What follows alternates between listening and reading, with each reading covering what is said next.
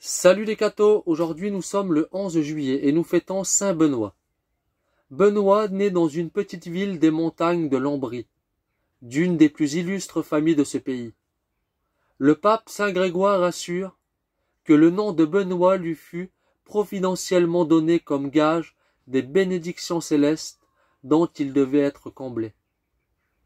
Craignant la contagion du monde, il résolut à l'âge de 14 ans de s'enfuir dans un désert pour s'abandonner entièrement au service de Dieu. Il parvint au désert de Subiaco, à 40 milles de Rome, sans savoir comment il y subsisterait, mais Dieu y pourvut par le moyen d'un pieux moine nommé Romain, qui se chargea de lui faire parvenir sa frugale provision de chaque jour. Le jeune solitaire excita bientôt par sa vertu la rage de Satan. Celui-ci apparut sous la forme d'un merle et l'obséda d'une si terrible tentation de la chair que Benoît fut un instant porté à abandonner sa retraite. Mais la grâce prenant le dessus, il chassa le démon d'un signe de la croix et alla se rouler nu sur un buisson d'épines, tout près de sa grotte sauvage. Le sang qu'il versa affaiblit son corps et guérit son âme pour toujours.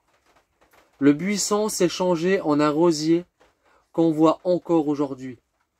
De ce buisson, de ce rosier, est sorti l'arbre immense de l'ordre bénédictin qui a couvert le monde. Les combats de Benoît n'étaient point finis. Des moines du voisinage l'avaient choisi pour maître malgré lui. Bientôt ils cherchèrent à se débarrasser de lui par le poison. Le saint bénit la coupe, qui se brisa, à la grande confusion des coupables. Cependant, il était dans l'ordre de la providence que Benoît devint le père d'un grand nombre de moines, et il ne put se soustraire à cette mission.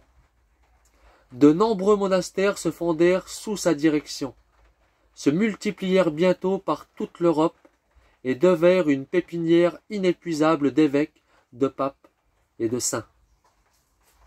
Parmi ces innombrables miracles, citons les deux suivants. Un de ces moines avait, en travaillant, laissé tomber le fer de sa hache dans la rivière. Benoît prit le manche de bois, le jeta sur l'eau, et le fer, remontant à la surface, revint prendre sa place. Une autre fois, cédant aux importunes prières d'un père qui le sollicitait de ressusciter son fils, Benoît se couche sur l'enfant et dit « Seigneur, ne regarde pas mes péchés, mais la foi de cet homme. » Aussitôt, l'enfant s'agite et va se jeter dans les bras paternels. La médaille de saint Benoît est très efficace contre toutes sortes de maux. On l'emploie avec un grand succès pour la guérison et la conservation des animaux. Que Dieu vous bénisse et à plus les cathos!